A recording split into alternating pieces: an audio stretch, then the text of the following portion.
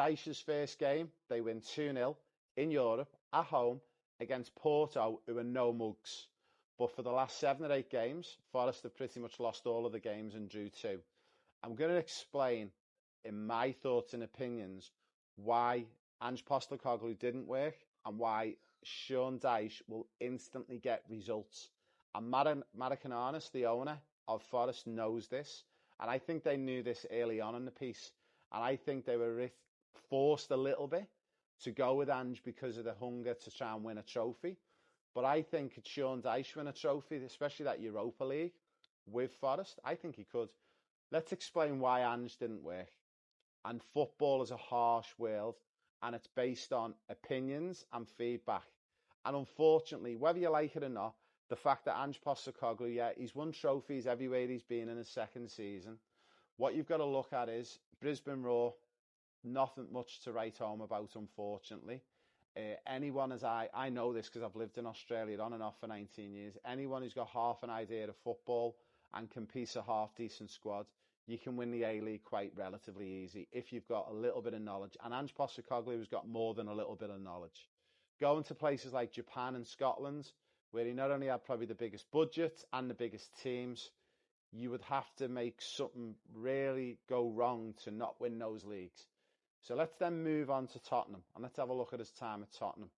Now, yeah, the Europa League, it's great to win the Europa League. Liverpool have won it many times, and every time Liverpool have won it, I've jumped up and down about it. And I'm not just saying this as a Liverpool fan, I'm saying this as an unbiased person who's been involved in football for 25 years. I went to 3 games last year at Tottenham Hotspur Stadium during that Europa League win. One of the games they played against was a team called Qarabag, okay? The quality of the football in that Europa League was just so poor, it wasn't even funny. Also, then they got into semis against teams like Bodo Glimt, and then they played probably the poorest Manchester United team there's ever been in the last 30 years. But where you look at a coach, it's that record in the Premier League. And those 22, 23 losses in the Premier League, I'm sorry, it's not good enough. And saying things like you're saving your players for the Europa League and you rest the players purposely for the Europa League games, I don't really believe that. I just think it's a poor excuse. There's no way you are prioritising Europa League over the Premier League. Trust me, I'm from England, I've worked in the Premier League, and I know the level, and there's no way anyone pushes aside the Europa League, the Premier League, to try and win the Europa League. I was very fortunate in 2001 as a young teenager growing up to go to Liverpool's 5 finals, and they won the League Cup, the FA Cup, the Europa League, the Super Cup, the Charity Shield, and they finished third that season. At no point did Liverpool give up on that Premier League title against Arsenal and Man U. They kept pushing to try and get in and to try and win that Premier League still.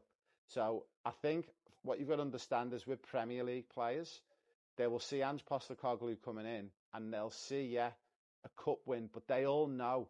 I mean, let's be honest, the FA Cup's probably one of the biggest and oldest and most prestigious cups on the planet. But Wigan Athletic won the FA Cup against Manchester City. So for Tottenham Hotspur to win a Europa League, it's not really that big of a thing, really, in the bigger picture. What would be a big thing would be to win a Champions League, because you can't ride your luck in the Champions League.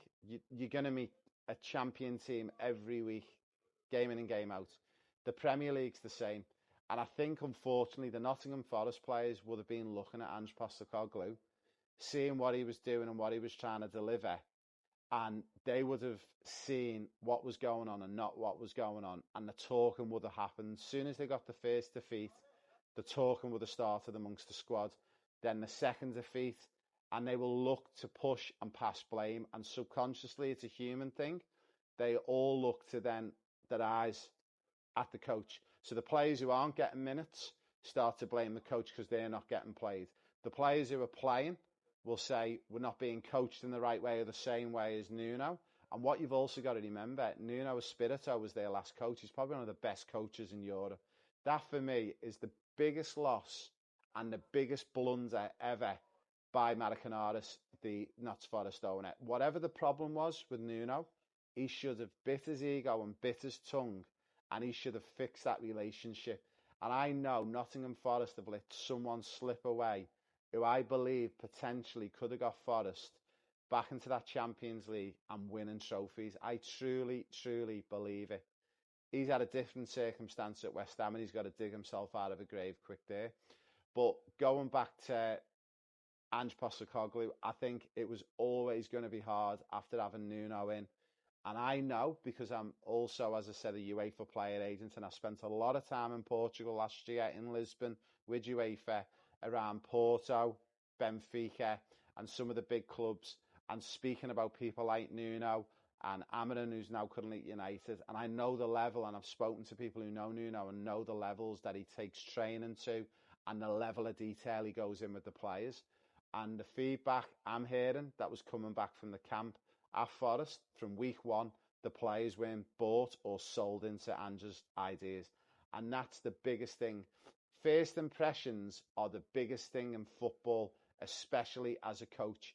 If you don't get that first meeting, that first interview with your players right, for me, you've lost them before you've even kicked the ball with them. And I think that's the biggest underestimation that Ange probably didn't do. I bet you he'll be reflecting back on it, looking back, going, I probably should have nailed that first meeting better. We should have really had a bit of a strategy. And this is the big problem, unfortunately, when these coaches go on and win trophies, and he wins a trophy in his second season all the time, coaches then start living on that ego and that confidence and going, well, you've got to listen to me because I always delivered in my second season. And they'll live off the back of that, and they won't listen to other people. The sign of real world-class quality coaches, your Pep Guardiolas of the world, your Mikel Artetas, your Arne Slots, we can go on and on, Carlo Ancelotti's, they recognise that not only do they need a great squad of players around them, they need a great team or a squad off the field as well around them. And I think for me, strategy is key.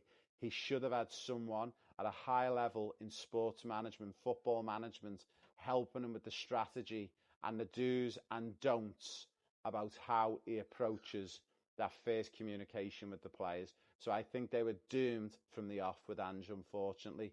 Now, Sean Dyche, first game, 2-0, they beat Porto, onwards and upwards. I wouldn't be surprised now if he levels the ship, steadies it out, and they go on and start picking up wins and start getting similar performances.